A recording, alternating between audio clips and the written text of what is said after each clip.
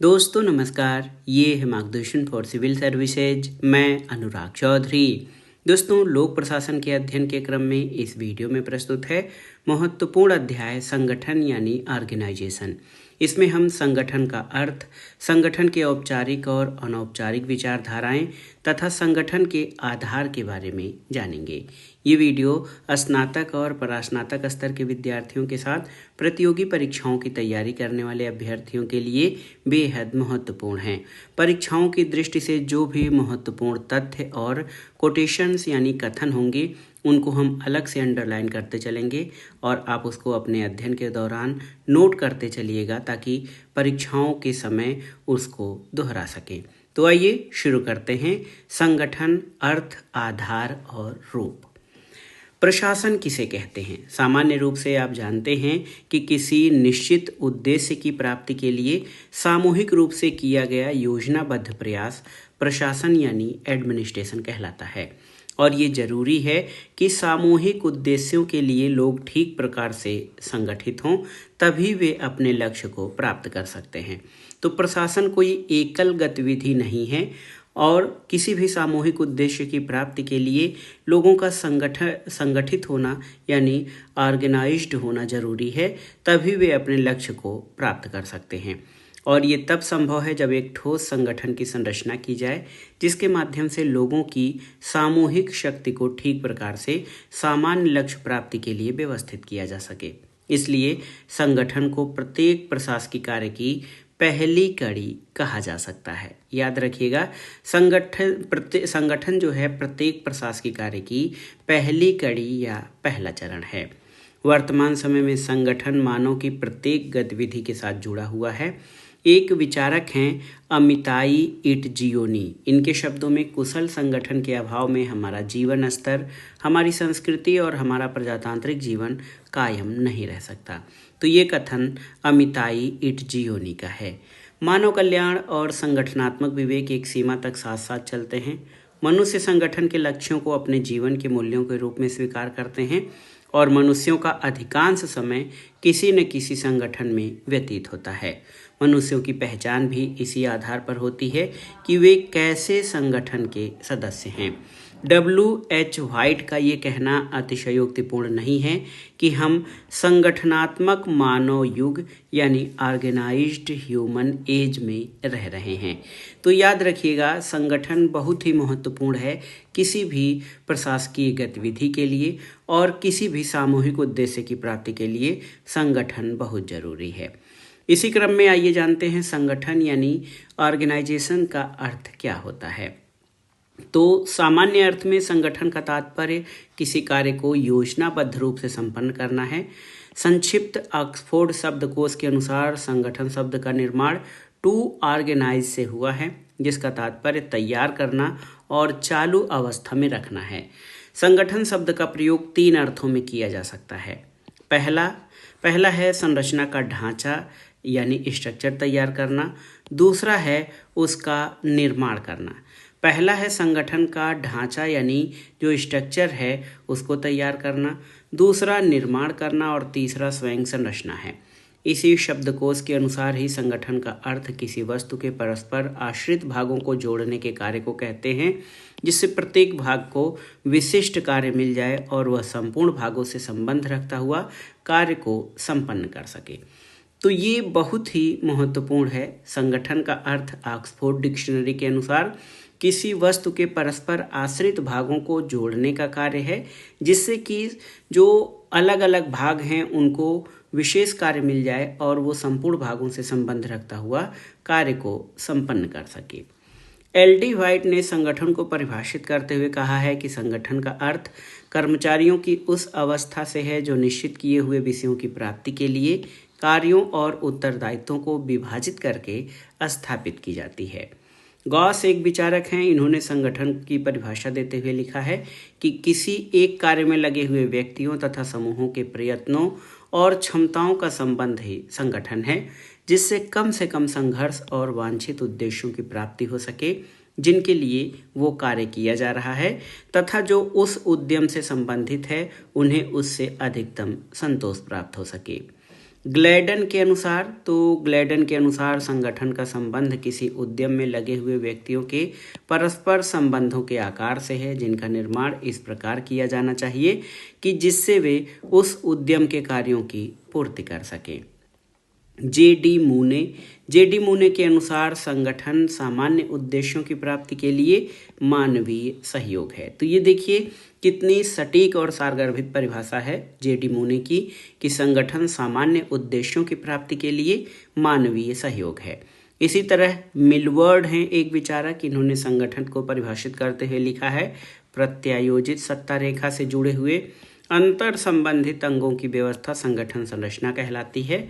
और एल उर्विक के अनुसार संगठन में उन क्रियाओं का निर्धारण आता है जो किसी भी कार्य या योजना के लिए आवश्यक हैं और उनको ऐसे वर्गों में क्रमबद्ध करना कि वे विभिन्न जो भाग हैं, जो विभिन्न व्यक्तियों हैं, उनको सौंपे जा सके।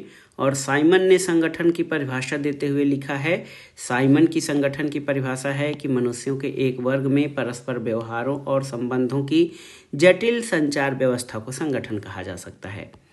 सुलजे के अनुसार एक संगठन एक मानव सामग्री, साधन, स्थान तथा अन्य आवश्यक वस्तुओं को क्रमबद्ध और प्रभावशाली ढंग से जुटाने को कहते हैं, जिससे वांछित लक्ष्य प्राप्त हो सके।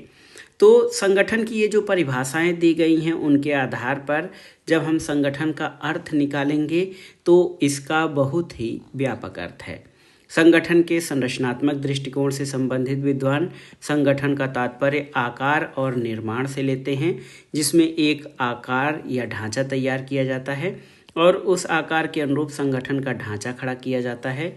इकाई या उसमें जुड़ी हुई यूनिट्स का उत्तरदायित्व निर्धारित किया जाता है और उचित व्यक्तियों की भर्ती की जाती है। इसमें मानवीय संबंधों के पक्ष को कोई महत्व नहीं दिया गया है। और डिमाक के शब्दों में संगठन में संरचना तथा मनुष्य दोनों ही होते हैं। संगठन को केवल एक स्ट्रक्चर या संरचना के रूप में ही देखना तथा मनुष्यों को जो उसका निर्माण करते हैं और जिनकी सेवा में संगठन संलग्न होता है, उपेक्षा करना और उनका ध्यान न रखना सर्वथा अव्यवहारिक है। ये डिमाक का कथन है। तो आधुनिक विद्वानों ने संगठन में मानवीय पहलुओं को विशिष्ट स्थान दिया है। वे इसे एक जीव प्रक्रिया मानते हैं। उनके अनुसार संगठन एक जीवित प्राणी के समान है, जिसमें सभी प्रक्रियाएं दिखाई देती हैं, जिन्हें हम नाड़ी, हृदय, धड़कन, रक्त संचार इत्यादि नामों से पुकारते हैं।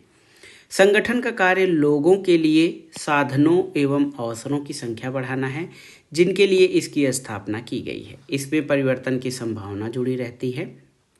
और ग्लेडन के अनुसार कोई भी परिवर्तन रहित संगठन माड़ासन है। ग्लेडन कहते हैं कोई भी परिवर्तन रहित संगठन माड़ासन है, क्योंकि जो परिवर्तन होता रहता है तो संगठन की जीवंतता बनी रहती है।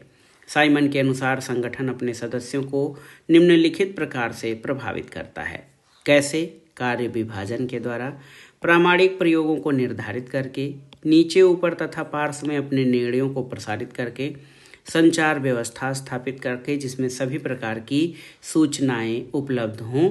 इसके अलावा आप देख सकते हैं सदस्यों के प्रशिक्षण के द्वारा भी संगठन अपनी उपयोगिता को लगातार बनाए हुए है। अब हम अगले पार्ट में पढ़ेंगे कि संगठन के औपचारिक और अनौपचारिक जो प्रकार हैं उनके बारे में। देखिए, संगठन का जो औपचारिक यानी फॉर्मल और इनफॉर्मल ऑर्गेनाइजेशन का प्रकार है, उसको हम कुछ बिंदुओं के बारे में जानेंगे और साथ ही साथ उन महत्वपूर्ण विचारधाराओं के बारे में जिनके आधार पर औपचारिक और अनौपचारिक संगठन का अध्ययन किया जाता है। संगठन के संबंध में अलग अलग व्यक्तियों का अलग अलग दृष्टिकोण है। संगठन से संबंधित विद्वान संगठनों को दो प्रकार का मानते हैं, औपचारिक संगठन और अनौपचारिक संगठन। औपचारिक और अनौपचारिक संगठनों को विभिन्न नामों से बुलाया जाता है, जैसे औपचारिक संगठन को नौकरशाही, पद सोपानी, यांत्रिक और शास्त्रीय तथा अनौपचारिक संगठन को सामूहिक, प्रतिस्पर्धी, खुला बाजार, मानवीय, प्राकृतिक और आंगिक कहकर पुकारा जाता है। दोनों ही प्रकार के संगठनों के मिश्रित रूप से संबंधित नए दृष्टिकोण को जेम्स थॉमसन ने नई परंपरा के नाम से पुकारा है। अब आइए जो संगठन के प्रकार हैं, औपचारिक संगठन के बारे में सबसे पहले जानते हैं। औपचारिक संगठन या फॉर्मल ऑर्गेनाइजेशन का तात्पर्य ऐसे संगठन से है जिसमें संगठन का ढांचा स्पष्टतया परिभाषित रहता है। संगठन पद सोपान और कार्य विभाजन के सिद्धांतों पर आधारित रहते हुए अपने वांछित उद्देश्यों को प्राप्त करने का प्रयत्न करता है। वह संगठन का परंपरागत स्वरूप है जिसका लोक प्रशासन के विचारों पर पूरा प्रभाव पड़ा है। संगठन के औपचारिक स्वरूप को कई नामों से पुकारा जाता है, जैसे यांत्रिक संगठन, नौकरशाही संगठन, पद सोपानी संगठन, परंपरागत संगठन और शास्त्रीय यानी क्लासिकल ऑर्गेनाइजेशन। औपचारिक संगठन के ढांचे में वे रूप और पहलू आते हैं जो कि अपेक्षाकृत अस्थायी होते हैं और उनमें परिवर्तन धीरे धीरे होते हैं। एल.डी. व्हाइट औपचारिक संगठन के बारे में लिखते हैं, ये संबंधों की एक औपचारिक घोषित स्थिति है जो शासन में कानून और उच्चतम प्रबंध के द्वारा निर्धारित की जाती है। इसे चित्र या रेखा चित्र पर अंकित किया जा सकता है, भले ही यह परिपूर्ण न हो। एल. उर्विक के अनुसार संगठन से तात्पर्य वह औपचारिक ढांचा है जिसकी संरचना स्पष्ट सिद्धांतों, नियमों और उपनियमों के आधार पर विशेषज्ञों के द्वारा की जाती है। तो ये बहुत ही महत्वपूर्ण है जो विचारकों ने औपचारिक संगठन के बारे में लिखा है। अब आइए औपचारिक संगठन की जो प्रमुख विशेषताएं हैं उनको जान लेते हैं। औपचारिक संगठन की इन परिभाषाओं के आधार पर ये निष्कर्ष निकाला जा सकता है कि औपचारिक संगठन जो है दोस्तों, ये इसका स्वरूप अस्थायी और संगठित रहता है। बहुत ही महत्वपूर्ण है। आप देख सकते हैं कि औपचारिक संगठन जो है इसका स्वरूप अस्थायी और सुनिश्चित रहता है। ऐसा संगठन कार्य दक्षता पर अधिक जोर देता है, इसमें निर्वैयक्तिकता पाई जाती है। और औपचारिक संगठन की जो विशेषताएं हैं उसको आइए देख लेते हैं। औपचारिक संगठन की कौन कौन सी विशेषताएं हैं। औपचारिक संगठन जो है अस्थायी दशाओं में इसमें नियमित कार्य संपन्न किया जाता है। कार्य विशेषीकरण और कार्य विभाजन का सिद्धांत पाया जाता है। साधन यानी कार्य करने के सही तरीकों पर ही जोर दिया जाता है। संगठन के आंतरिक विभागों का निर्णय संगठन के ऊपरी अधिकारियों द्वारा किया जाता है। उत्तरदायित्व तो किसको क्या कार्य करना है या औपचारिक कार्यों के वर्णन पर जोर दिया जाता है। प्रत्येक का प्राथमिक उत्तरदायित्व और निष्ठा उसकी संगठनीय उप इकाई के प्रति रहती है। संगठन का स्वरूप पद सोपानी रहता है। संगठन पिरामिड की तरह दिखाई देता है। संगठन के बारे में ज्ञान केवल पद सोपान के शिखर पर रहता है। केवल मुख्य कार्यपालिका ही प्रत्येक बात को जानता है। संगठन में मनुष्यों का आपसी व्यवहार लंबवतीय होता है। एक ऊपर से आदेश प्राप्त करता है और अपने अधीनस्थ को प्रेषित करता है। व्यवहार की प्रणाली आज्ञा पालन, आदेश तथा सर्वोच्च अधीनस्थ संबंधों के द्वारा निर्देशित होती है। और संगठन में प्रतिष्ठा का अंकन व्यक्ति द्वारा धारित पद या कार्यालय से होता है। औपचारिक संगठन संबंधी जो दृष्टिकोण हैं उनके बारे में जानते हैं। हमने विशेषताएं जान ली हैं। तो औपचारिक संगठन के संबंध में जो दृष्टिकोण हैं, 3 विचारधाराएं, नौकरशाही, वैज्ञानिक प्रबंध और प्रशासकीय प्रबंध विचारधारा है। उनके बारे में आइए थोड़ा सा विस्तार से जानते हैं। सबसे पहले आइए नौकरशाही विचारधारा जो कि औपचारिक संगठन सिद्धांत का है। नौकरशाही विचारधारा यानी ब्यूरोक्रेसी आइडियोलॉजी। संगठन के संबंध में नौकरशाही की विचारधारा को केंद्रीय मानते हुए जर्मन समाजशास्त्री मैक्स वेबर द्वारा प्रतिपादित विचारधारा इस बात पर जोर देती है कि संगठन के उद्देश्यों की प्राप्ति करने के लिए नौकरशाही अनिवार्य है। ये आदर्श प्रारूप की नौकरशाही है। और वेबर की इस विचारधारा की वेबर द्वारा जो विशेषताएं बताई गई हैं नौकरशाही विचारधारा की, कि ये पद सोपान यानी हायरार्की पर आधारित होती है। पदोन्नति यानी प्रमोशन व्यावसायिक कार्यकुशलता और योग्यता पर आधारित होता है। नौकरशाही में जीवन वृत्ति की प्रवृत्ति पाई जाती है। नियमों के पालन पर जोर दिया जाता है और संगठन के कर्मचारियों और संबंधित व्यक्तियों के बीच निर्वैयक्तिक संबंध रहता है। मैक्स वेबर की नौकरशाही विचारधारा को मानवीय संबंधों पर जोर देने वाले विद्वान स्वीकार नहीं करते हैं, क्योंकि ये विचारधारा यांत्रिक दृष्टिकोण के संबंध में सर्वाधिक महत्वपूर्ण है। इसे कठोर साधनों पर अधिक जोर देने और अमानवीय होने के कारण अव्यवहारिक माना जाता है। औपचारिक संगठन की दूसरी विचारधारा वैज्ञानिक प्रबंध विचारधारा है, यानी साइंटिफिक मैनेजमेंट आइडियोलॉजी, और इसका प्रतिपादन F.W. टेलर के द्वारा किया गया था। संगठन के औपचारिक स्वरूप के संबंध में दूसरा दृष्टिकोण वैज्ञानिक प्रबंध यानी साइंटिफिक मैनेजमेंट का है, और 20वीं सदी में विकसित ये विचारधारा फ्रेडरिक विंसलो टेलर की देन है, जिनके अनुसार प्रबंध सच्चा विज्ञान है जो सुनिश्चित विधियों, नियमों, सिद्धांतों पर आधारित है। प्रबंध से तात्पर्य उन विभिन्न सिद्धांतों से है जो सभी प्रकार के संगठनों पर समान रूप से लागू होते हैं। इसका मुख्य उद्देश्य उत्पादन वृद्धि में संगठनात्मक कार्यकुशलता और मितव्ययिता को प्राप्त करना है। वैज्ञानिक प्रबंध विचारधारा मनुष्य को मशीन के समकक्ष मानती हुई इस बात पर जोर देती है कि उसके द्वारा किए जाने वाले कार्यों में मशीन की भांति कार्यकुशलता आए। वैज्ञानिक प्रबंध सिद्धांत से जो संबंधित विभिन्न प्रयोग हैं उनके माध्यम से सिद्धांतों का सामान्यीकरण किया गया है, और ये सामान्यीकरण किस प्रकार किया गया है इसको आइए समझते हैं। तो वैज्ञानिक प्रबंध सिद्धांत में कार्यों के तरीकों का मानकीकरण किया जाता है, मजदूरों का वैज्ञानिक चयन और उनको प्रशिक्षण दिया जाता है, और प्रबंधकों और मजदूरों के बीच समान कार्य विभाजन होता है। प्रबंधकों और मजदूरों में परस्पर विश्वास और सहयोग पर ध्यान दिया जाता है। तो वैज्ञानिक प्रबंध विचारधारा ने संगठनीय सिद्धांतों को एक नया दृष्टिकोण दिया। अपने अनुभव और प्रयोगों द्वारा इसके प्रणेता फ्रेडरिक विंसलो टेलर ने संगठन की कार्यकुशलता और मितव्ययिता के लिए इस बात पर बल दिया कि प्रबंध को निर्धारित विधियों और सिद्धांतों जो सभी संगठनों में सार्वभौमिक रूप से लागू किए जा सकते हैं उस पर आधारित होना चाहिए। यद्यपि वैज्ञानिक प्रबंधक विचारधारा का काफ़ी लंबे समय तक लोक प्रशासन में प्रचलन रहा, पर आलोचकों ने इस दृष्टिकोण को स्वीकार नहीं किया कि मनुष्य मशीन के समान हो सकता है।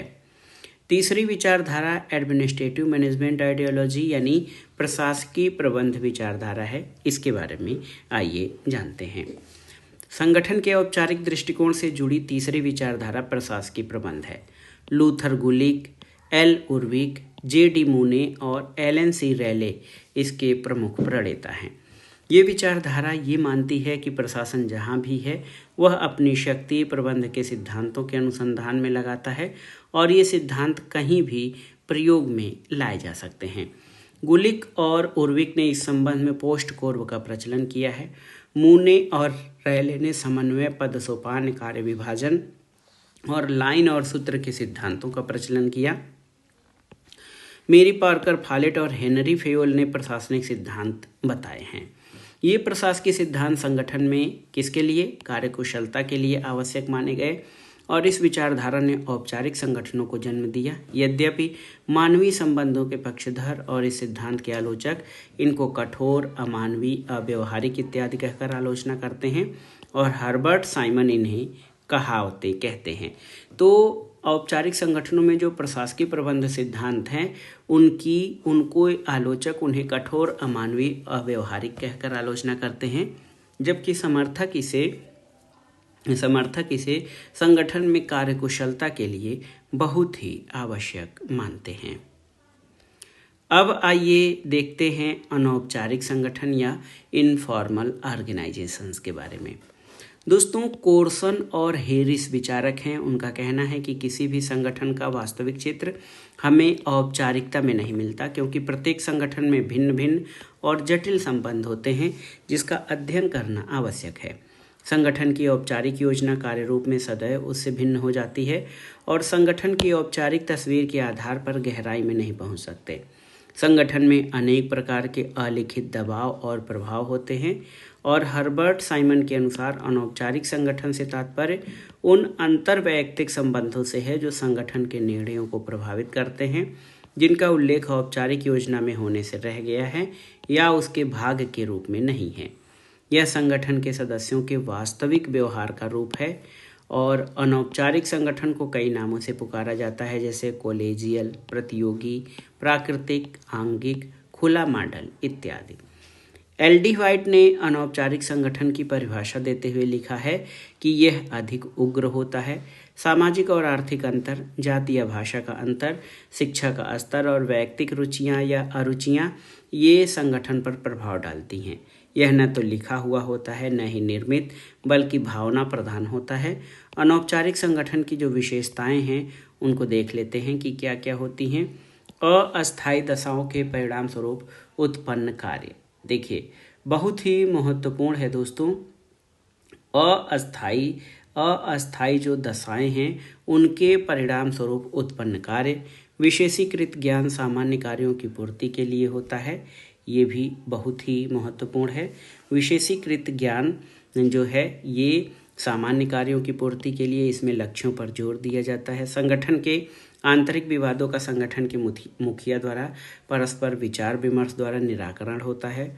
उत्तरदायित्वों का बिखराव होता है और आप देख सकते हैं कि प्रत्येक की निष्ठा और उत्तरदायित्व संपूर्ण संगठन के प्रति होती है।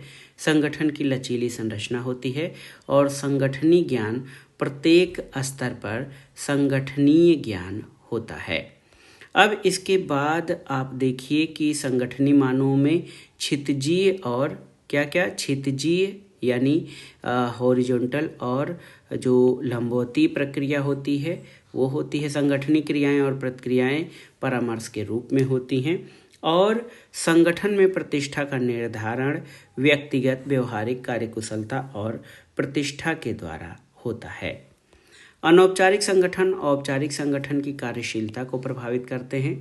अनौपचारिक संगठन के सदस्य अपने मानकीकरण स्थापित कर लेते हैं जो सामान्य हितों और विचारों के आदान प्रदान पर आधारित रहते हैं।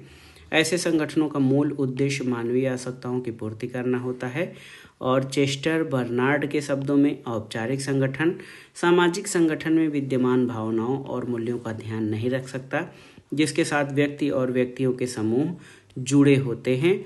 और ये बात समझ लेनी चाहिए कि अनौपचारिक संगठन सामाजिक जीवन और उसके अस्तित्व का मूल रूप है। और गोलेफ लिटरर के शब्दों में ऐसे संगठन मानव जीवन के आवश्यक चलायमान भाग और न अलग कर सकने वाले अंग हैं। ये पूर्ण संगठन होता है। तो आप देख सकते हैं ये बहुत ही महत्वपूर्ण है दोस्तों। और अनौपचारिक संगठन को कई विचारकों ने बहुत ही महत्वपूर्ण माना है। अनौपचारिक संगठन के कौन कौन से दृष्टिकोण और विचारधाराएं हैं उनको जान लेते हैं। तो अनौपचारिक संगठन से संबंधित 3 विचारधाराएं हैं। इसमें एक तो सबसे महत्वपूर्ण मानव संबंध विचारधारा है।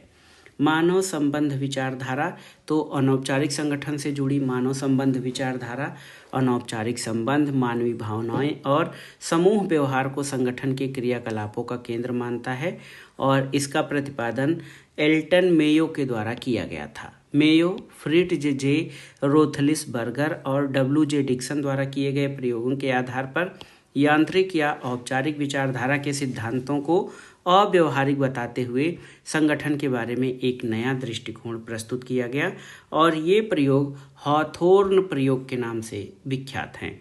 मानव संबंध विचारधारा के अंतर्गत जो निष्कर्ष प्रस्तुत किए गए हैं उनको जानना बहुत जरूरी है, क्योंकि इसमें जो निष्कर्ष प्रस्तुत किए गए हैं उसमें ये कहा गया है कि मानव श्रमिक मशीन के समकक्ष नहीं है।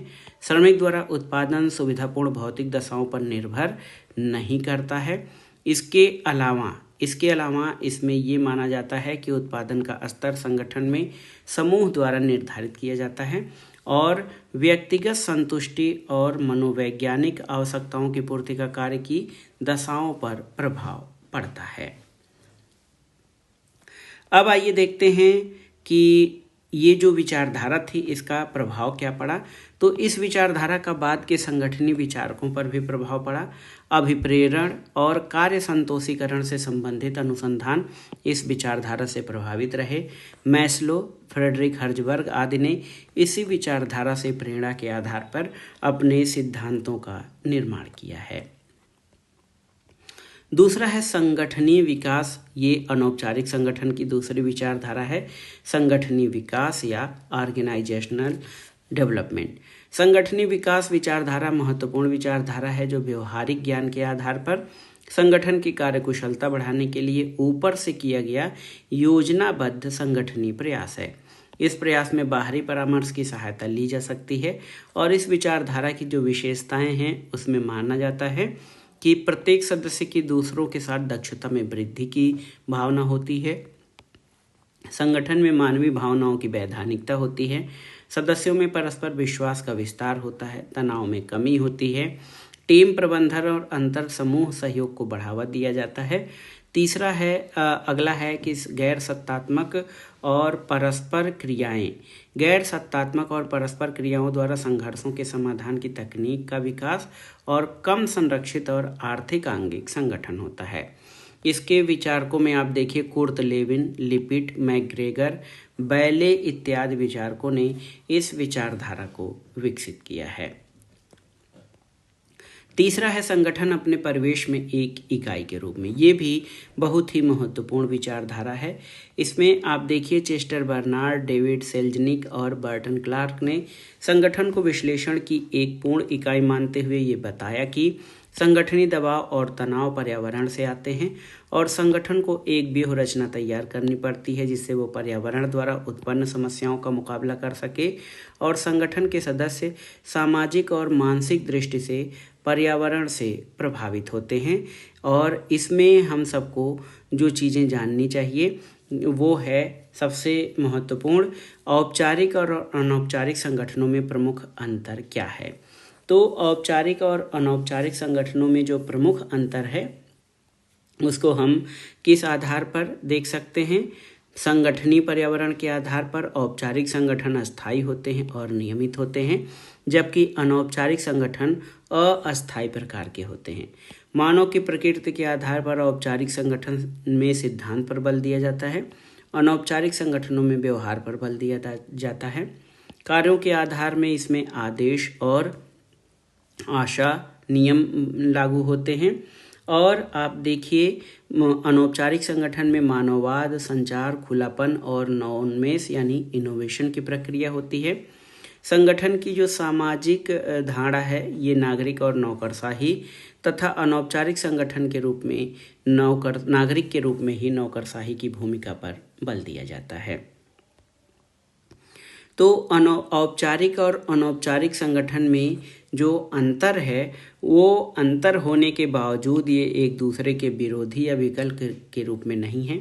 कोई भी औपचारिक योजना चाहे कितनी कुशलता के साथ अपनाई गई हो ये पूर्ण नहीं हो सकती, उसमें शून्यता आ जाती है जिसकी पूर्ति अनौपचारिक संगठन के द्वारा ही की जा सकती है। ये असमानता बढ़ती जाती है क्योंकि रेखा चित्रों की निर्धारित बातें, सामाजिक और आर्थिक भाषाओं के अंतर, शिक्षा संबंधी स्तर, जाति, विचार इत्यादि को ध्यान में रखकर संशोधित और परिवर्तित हो जाती है। और चेस्टर बर्नार्ड के शब्दों में अनौपचारिक संगठन कोई बुराई नहीं है, अगर वह पहले से अस्तित्व में नहीं है तो इसकी रचना करनी होगी। ये चेस्टर बर्नार्ड का कथन है, याद रखिएगा। ये दोनों विचारधाराएं आपस में एक दूसरे का विकल्प भी नहीं हैं। ये संगठन के कार्यों के दो भिन्न भिन्न पहलुओं के संबंध रखती हैं। इन पहलुओं के आंतरिक संबंधों को ध्यान में रखकर ही संगठनीय समस्याओं का समाधान ढूंढना पड़ता है और औपचारिक संगठन सिद्धांततः अनुपयुक्त और अपूर्ण हो सकता है जब तक इसमें अनौपचारिक संगठन के सिद्धांतों से सुधार नहीं कर लिया जाता है। साथ ही अनौपचारिक संगठन पर ज़्यादा जोर दिया जाता है तो इससे श्रम विभाजन, कार्य पृथक्करण और उत्तरदायित्व निर्धारण की समस्याएं पैदा हो जाएंगी। और संगठन के विद्यार्थियों के लिए ये स्पष्टतः चुनौती है कि केवल एक ही सिद्धांत को कैसे प्रयोग में लाया जाए। निष्कर्ष में ये है कि औपचारिक और अनौपचारिक विचारधाराओं का मूल्यांकन करते हुए यह पक्ष प्रस्तुत किया जाता है कि औपचारिक स्वरूप को प्राथमिकता दी जाए। अगर ऐसा नहीं होता है तो संगठन में निर्दयता, निरर्थकता और आप देखिए निर्दयता, निरर्थकता और अकार्यकुशलता की प्रवृत्तियां विकसित हो जाएंगी जो संगठन के उद्देश्य प्राप्ति में रुकावटें पैदा करेंगी। दूसरा क्या है तो आप देखिए दूसरा दृष्टिकोण प्रबंधकीय संस्थाओं के औपचारिक और अनौपचारिक सम्मिश्रण को उपयुक्त मानता है। पिफनर और प्रेस्थस लिखते हैं कि एक प्रबंधकीय संस्था जिसमें औपचारिक और अनौपचारिक संगठन मुख्य रूपरेखा से मेल खाते हैं स्वस्थ एवं प्रसन्न हैं। तो ये बहुत ही महत्वपूर्ण है। आप देखिए संश्लेषित विचारधारा के समर्थक बर्नार्ड, साइमन, थॉमसन आदि विद्वानों ने ये बताया है कि संगठन का प्रारंभ औपचारिक रूप से हो, लेकिन आगे कार्य संचालन में संगठनीय व्यवहार और उसके पर्यावरण को भी स्वीकार किया जाए। इसलिए निष्कर्ष के तौर पर ये कहा जा सकता है कि औपचारिक एवं अनौपचारिक संगठन में अंतर होते हुए भी एक दूसरे के विरोधी या विकल्प के रूप में नहीं है। संगठन के लिए किसी एक ही सिद्धांत को प्रयोग में लाना कठिन है, इसलिए दोनों का सम्मिश्रण उपयुक्त होगा। तो ये बहुत ही महत्वपूर्ण है दोस्तों। औपचारिक और अनौपचारिक संगठन एक दूसरे के विरोधी न होकर एक दूसरे के पूरक हैं, और दोनों ही प्रकार में, संगठन के दोनों ही प्रकारों में आपको ये जान लीजिए कि संगठन के दोनों ही प्रकारों में इन दोनों विचारधाराओं का मिश्रण जरूरी है किसी भी संगठन की सफलता के लिए। अब देखिए संगठन के आधार यानी बेसिस ऑफ ऑर्गेनाइजेशन। संगठनीय उद्देश्य की प्राप्ति और कार्यकुशलता के लिए ये जरूरी है कि संगठन का निर्माण किसी आधार पर किया जाए। विद्वानों ने संगठन के गठन के आधारों को खोजने का प्रयास किया है। यूनानी विद्वान अरस्तु ने संगठन के दो आधार बताए थे, मनुष्यों की संख्या के आधार पर और दूसरा सेवा या उद्देश्य के अनुसार कार्य का विभाजन। तो सरकारी तंत्र संबंधी जो हाल्डेन समिति 1918 में बनी थी, उसकी सिफारिशों के अनुसार विभागों का गठन दो आधारों पर किया जाना चाहिए, सेवित व्यक्ति तथा की जाने वाली सेवाओं के आधार पर। विभिन्न संगठनों के अध्ययन से संगठन के चार आधार प्रकट होते हैं। पहला कार्य का प्रयोजन यानी पर्पज, प्रक्रिया यानी प्रोसेस, व्यक्ति यानी पर्सन और क्षेत्र यानी प्लेस। लूथर गुलिक ने भी संगठन के यही चार आधार बताए हैं और इन्हें 4P कहा जाता है। और आप देखिए संगठन के इन चार आधारों पर जो चार्ट है उससे क्या चीज़ें स्पष्ट होती हैं, उनको आइए समझने का प्रयास करते हैं। देखिए पर्पज, प्रोसेस, पर्सन और प्लेस या एरिया, ये 4P जो है बहुत ही महत्वपूर्ण है। देखिए प्रयोजन यानी पर्पज, प्रक्रिया यानी प्रोसेस, व्यक्ति यानी पर्सन और क्षेत्र यानी प्लेस या एरिया।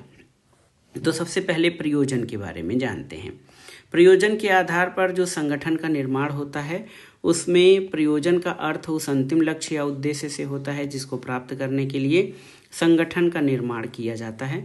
वर्तमान में विभिन्न देशों की सरकारें शिक्षा, यातायात, प्रतिरक्षा आदि विभिन्न उद्देश्यों को प्राप्त करने के लिए विभिन्न संगठनों का निर्माण पर्पज यानी उद्देश्य के आधार पर ही करती हैं।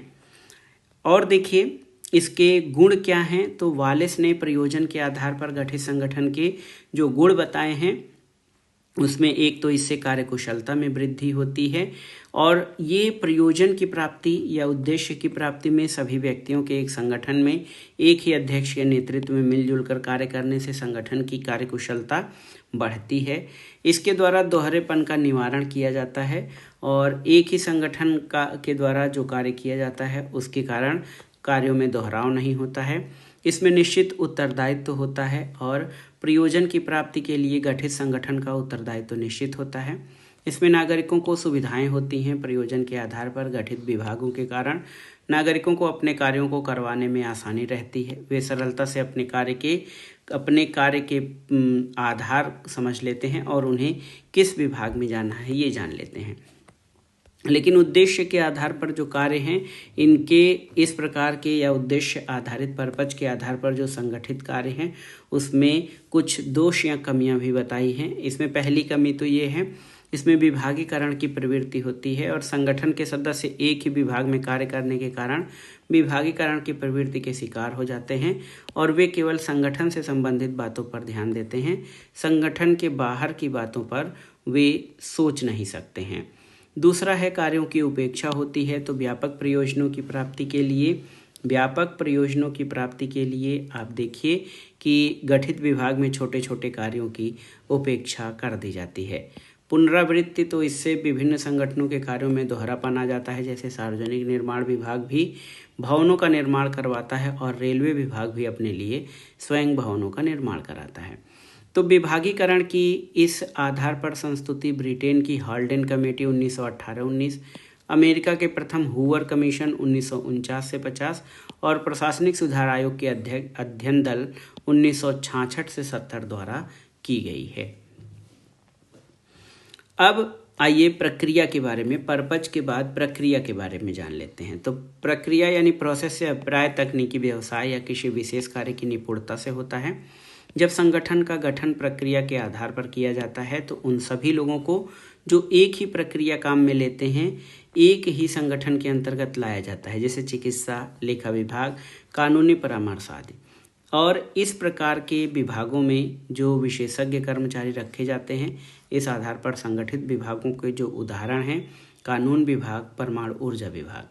और प्रक्रिया के आधार पर जो कार्य हैं या प्रक्रिया के आधार पर जो संगठन है उसके कुछ गुण या दोष भी हैं।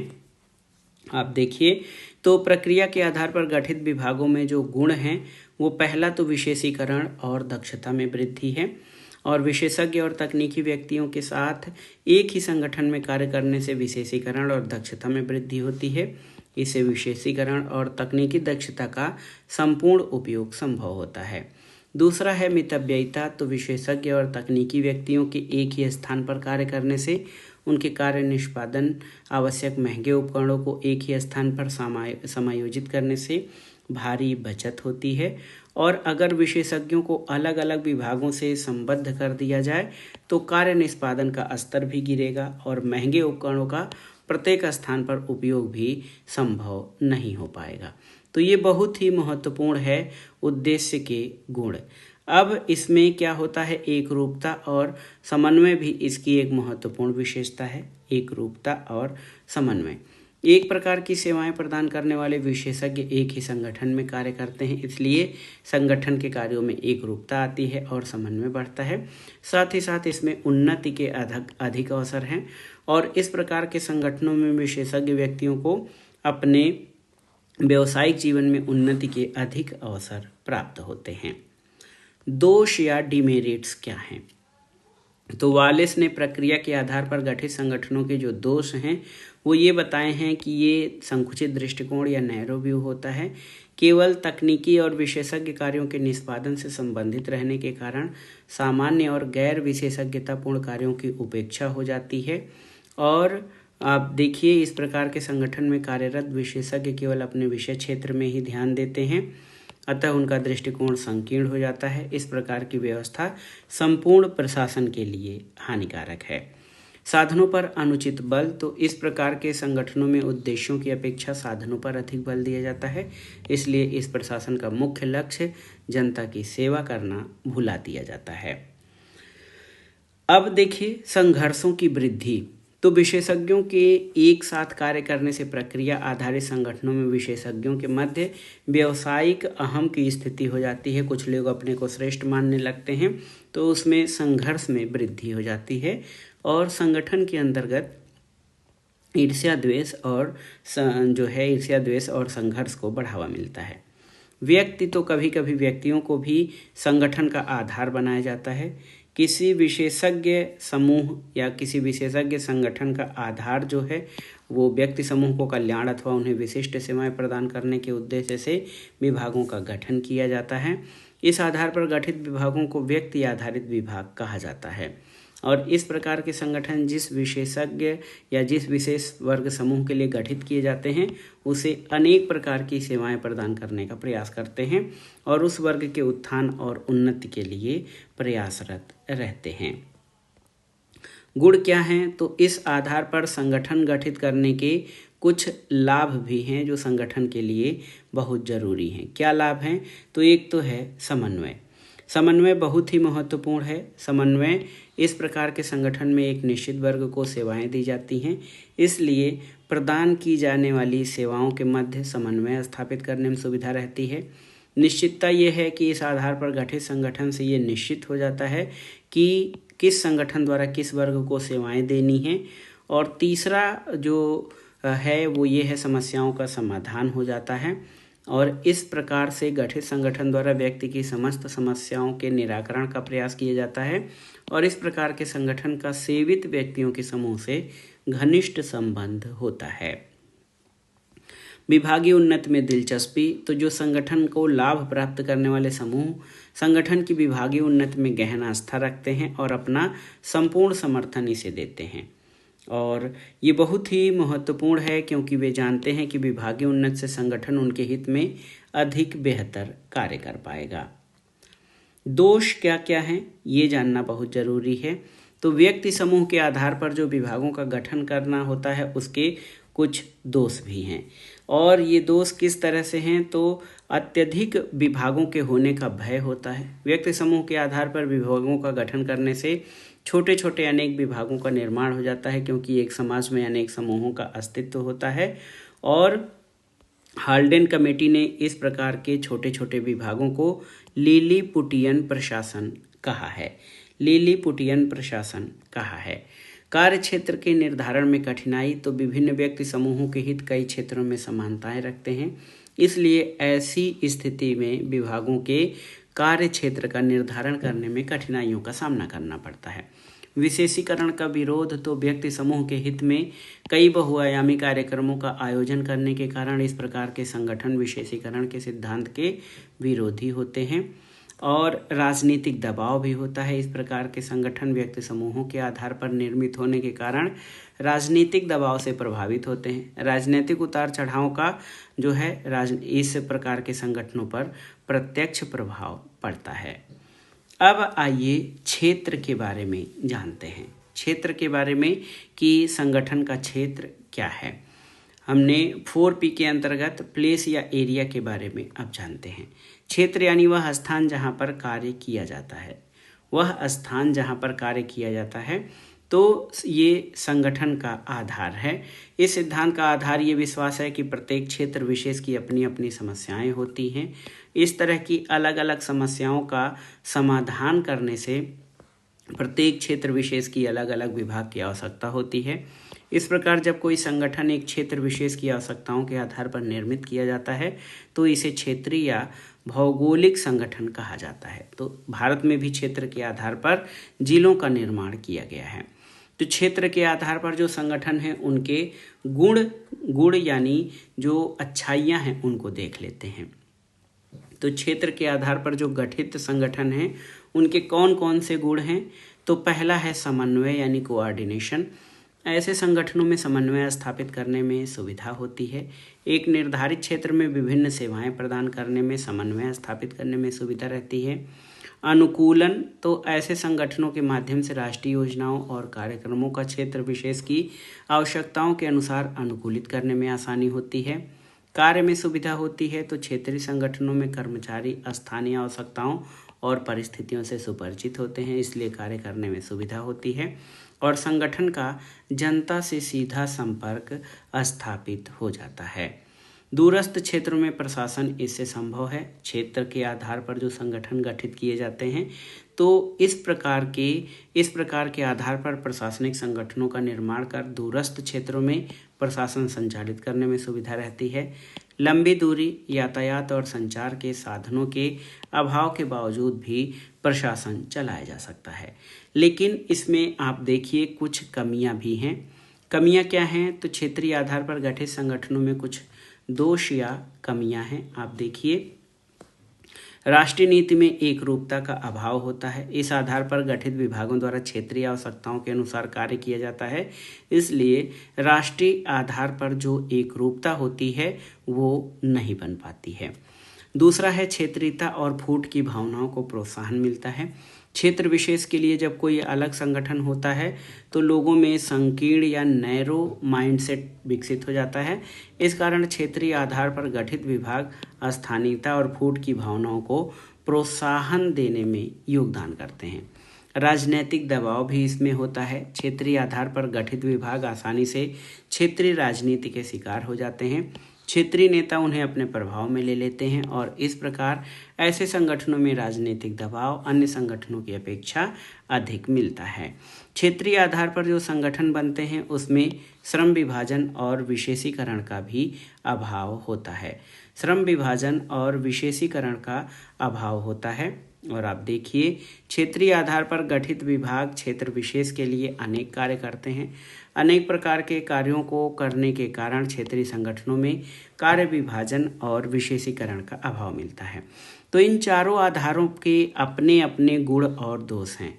देखिए प्रोसेस, पर्पज, प्रोसेस और जो प्लेस है, ये जो आधार हैं, पर्पज, प्रोसेस, पर्सन और प्लेस, ये 4 आधार पर जो गठित संगठन हैं, उनके आधार पर देखा जाए तो कोई भी आधार अपने आप में पूरा या संपूर्ण नहीं है जिसे सार्वभौमिक रीति से लागू किया जा सके। इस प्रकार संगठन के निर्माण के लिए आधार का चयन परिस्थितियों के अनुसार किया जाना चाहिए। आवश्यकता अनुसार 1 या 2 आधारों का आपस में मेल जोल करके संगठन का निर्माण किया जा सकता है और इस प्रकार संगठन के निर्माण में उद्देश्यों को ध्यान में रखकर संगठन के आधार को या संगठन का जो मूल आधार है उसको निश्चित किया जाना चाहिए। कुछ महत्वपूर्ण बिंदु देख लेते हैं। संगठन मानव सामग्री, साधन, स्थान तथा अन्य आवश्यक वस्तुओं को क्रमबद्ध और प्रभावशाली ढंग से जुटाने को कहते हैं जिससे वांछित लक्ष्य प्राप्त हो सके। औपचारिक संगठन में संगठन का ढांचा अस्पष्टतः परिभाषित होता है। औपचारिक संगठन से संबंधित विचारधाराओं में नौकरशाही विचारधारा, वैज्ञानिक प्रबंध विचारधारा और प्रशासकीय प्रबंध विचारधारा है। अनौपचारिक संगठन से तात्पर्य उन अंतर्वैयक्तिक संगठनों से है जो संगठन के निर्णयों को प्रभावित करते हैं। इसके अलावा ये संगठन के वास्तविक व्यवहार का रूप है जो अनौपचारिक संगठन होता है। आप देखिए अनौपचारिक संगठन के कुछ नाम हैं, कॉलेजियल, प्रतियोगी, प्राकृतिक, आंगिक और खुला मॉडल। ये भी बहुत ही महत्वपूर्ण है। अनौपचारिक संगठन से संबंधित विचारधाराएं कौन कौन सी हैं? मानव संबंध, संगठनीय विकास और परिवेशीय विचारधारा। ये मानव औपचारिक या मानव संबंध से संबंधित विचारधाराएं हैं।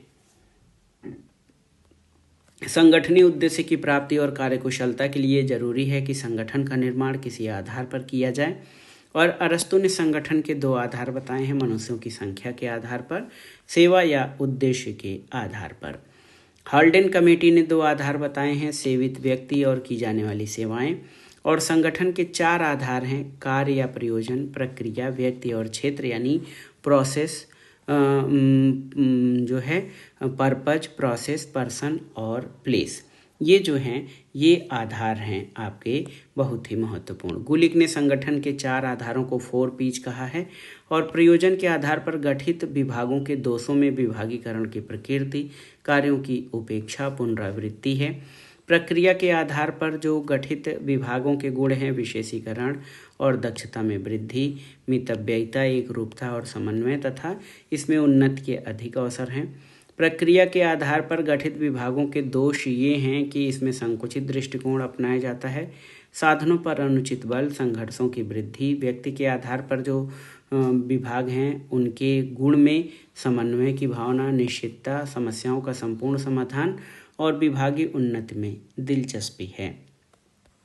व्यक्ति के आधार पर जो गठित विभाग हैं उनमें जो दोष हैं, अत्यधिक विभाग होने का भय होता है, कार्यक्षेत्र का निर्धारण में कठिनाई, विशेषीकरण का विरोध और राजनीतिक दबाव है। क्षेत्र के आधार पर गठित विभागों में जो गुण हैं, समन्वय, अनुकूलन, कार्य में सुविधा, दूरस्थ क्षेत्रों में प्रशासन संभव, ये सभी क्षेत्र के आधार पर जो संगठन हैं उनके गुण हैं। और क्षेत्र के आधार पर गठित विभागों के कुछ दोष भी हैं, जैसे राष्ट्रीय नीति में एकरूपता का अभाव। और आप देखिए क्षेत्रीयता और फूट, राजनीतिक दबाव, श्रम विभाजन और विशेषीकरण का अभाव है। और संगठन के निर्माण के लिए आधार का चयन परिस्थितियों के अनुसार किया जाना चाहिए। तो ये बहुत ही महत्वपूर्ण है, आप देख सकते हैं दोस्तों। इसमें हमने संगठन के अर्थ, आधार और रूप के बारे में इस अध्याय में पढ़ा, जो कि लोक प्रशासन के अंतर्गत संगठन यानी ऑर्गेनाइजेशन का चैप्टर बहुत ही महत्वपूर्ण होता है। तो इस अध्याय में हमने संगठन का अर्थ, संगठन के औपचारिक और अनौपचारिक प्रकार, संगठन के आधार के बारे में विस्तार से पढ़ा। और ये वीडियो आपके स्नातक और परास्नातक स्तर डिग्री लेवल के साथ साथ प्रतियोगी परीक्षाओं के लिए बेहद महत्वपूर्ण है। आप इसको अच्छे से तैयार कर लीजिए। ये वीडियो आपको कैसा लगा हमें कमेंट बॉक्स में ज़रूर बताइएगा। वीडियो को लाइक करें, शेयर करें और इस चैनल मार्गदर्शन फॉर सिविल सर्विसेज को सब्सक्राइब करें। वीडियो देखने के लिए धन्यवाद। नमस्कार।